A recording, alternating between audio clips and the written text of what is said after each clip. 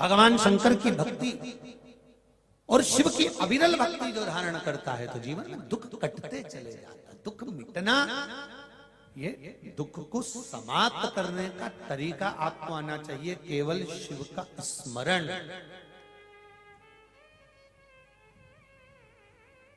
जन्म लिया तब माता के गर्भ में केवल एक पिंड के रूप में थे, और मरने के बाद पर सर्विस पर, नौकरी पर झूठ तुम बोले हो, कपट तुमने करा है, बेईमानी तुमने करी है, प्रपंच तुमने करा है, इसलिए ना पत्नी भोगेगी ना पुत्र भोगेगा। भोगना तो तुझे अकेले पड़ेगा, इसलिए याद रखना तेरा क्या होगा रे कालिया। स्मरण रहे आप, ऊपर जाएगा बंदी बनाकर, रोका जाएगा, रोएगा। मैंने तो अपने बच्चों को पढ़ाने के लिए झूठ बोला था, मैंने उसका अच्छा कॉलेज मिल जाए इसलिए झूठ बोला था, मैंने बेईमानी करी तो अपनी पत्नी और बच्चों के लिए करे, घर बनाने के लिए, मकान बनाने के लिए, दुकान के लिए, जमीन के लिए, जायदाद के लिए, मैंने इनके लिए करा, मैंने पत्नी और बच्चों के लिए करा, मैंने परिवार के लिए करा। अगर नरक मुझे दे रहे हो तो मेरे पत्नी और बच्चों को भी दो, मेरे परिवार को भी नरक भेजो। तो परमात्मा कहेगा, यम के दूत कहेंगे, झूठ तूने बोला, बेईमानी तूने करी, छल तूने करा, कपट तूने करा, जो खाएगा पेट उसी का भराएगा, इसलिए जो बोलेगा नरक। तो जीजियों तुम चिंता मत करना, तुम तो चिक जूड़ा मूड़ा बांध कर डेंटिंग पेंटिंग कर अपने कहीं करना कि पूरा जमाना तुम्हारी सुनता हो, पूरे गांव के लोग तुम्हारी सुनते हो, पूरे सोसाइटी के लोग तुम्हारी सुनते हो, और तुम्हारी पत्नी और तुम्हारा पुत्र यदि तुम्हारी नहीं सुनता तो पहली फुर्सत में शिव महापुराण में जाना चालू कर दो। क्योंकि सब सुने और पत्नी और पुत्र ही तुम्हारे कहने पर नहीं चले तो वो मनुष्य का जीवन बेकार है। फिर राम नाम गाओ, शिव नाम गाओ, भगवान का भजन करो और उसका गुणगान करो।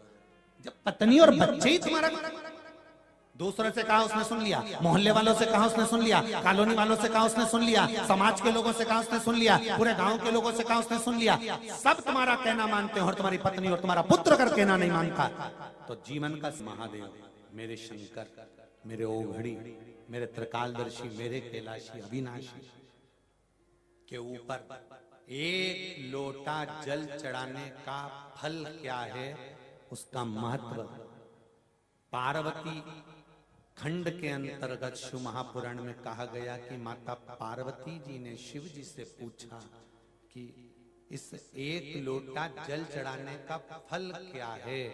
पार्वती जी ने जब पूछा तो शिव जी ने कहा, देवराज ब्राह्मण की कथा लोटा जल चढ़ाने का फल बताती है कि देवराज ब्राह्मण चोर था, चोरी करता था, धन चुरा कर लाता था, गलत कर्म में लगा रहता था, कभी उसने जीवन में अच्छा काम नहीं करा।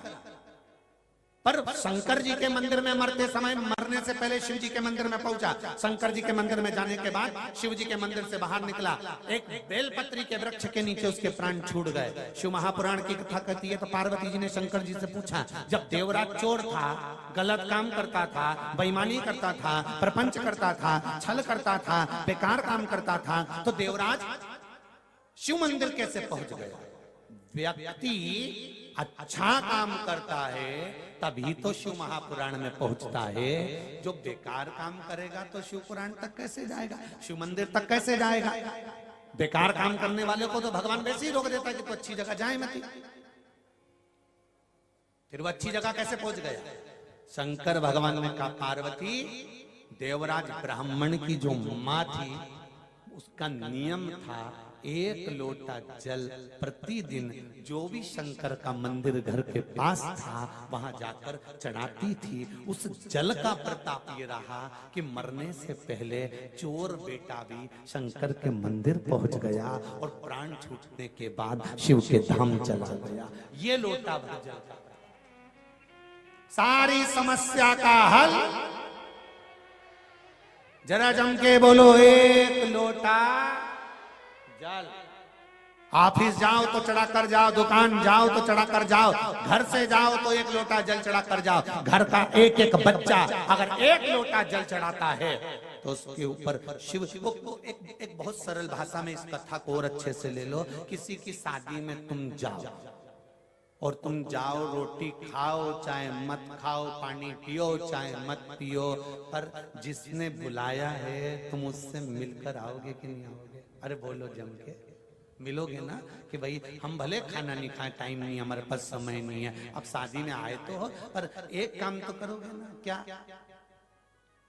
जिसने बुलाया है, जिसके घर शादी है, उससे आमना सामना तो करके आओगे, मिलके तो आओगे, उसको मुंडा दिखा के तो आओगे। क्यों मुंह दिखा कर आओगे? कि उसको लग जाए हम आए थे। उसी तरह तुम पंचाक्षर